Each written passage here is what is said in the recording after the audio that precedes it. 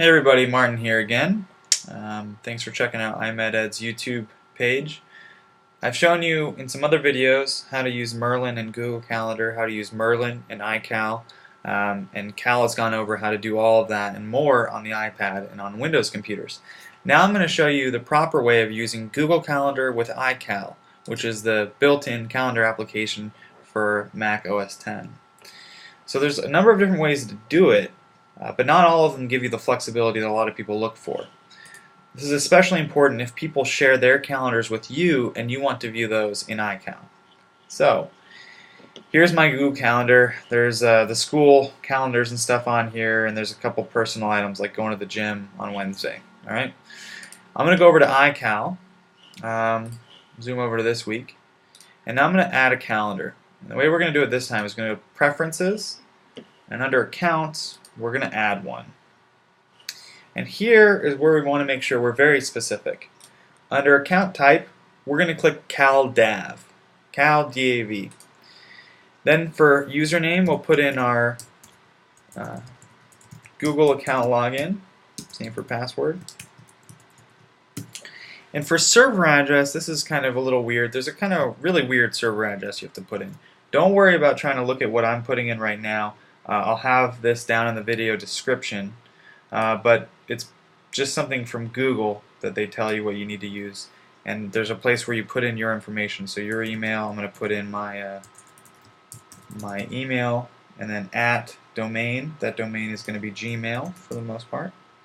And that's all you have to do. It ends in user, you don't change that at all. And then you hit create. Now it's going to verify, make sure your password's all correct and stuff. And then here you can have, again, a setting of what the refresh is going to be. Every 15 minutes is pretty good for me. Make sure it's enabled. And then it might take a while for all this to catch up, but one of the most important things is going to be over here, this delegation tab. So if there's anyone who shares their calendar with you or any other calendars that you might subscribe to in Google Calendar, this is where they're going to show up. I have a number of those, and the only reason they don't show up right now is because iCal is updating, which is what it says right here.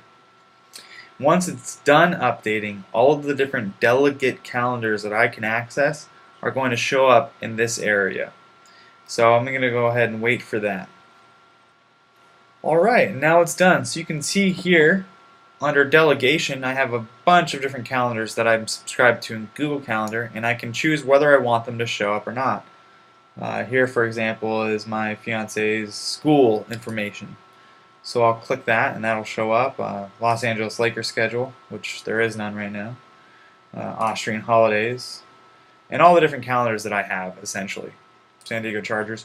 And now, if I actually had any events this week that had that, they would show up in the calendar. But anyway, this is how you're going to make sure that if you're subscribed to someone else's calendar, if they've shared it with you, any other calendars you have in your Google account, this is where you make sure that they show up. And you can see that over here on the left-hand side. Boom. Under Delegates, below Google, you have all those other calendars.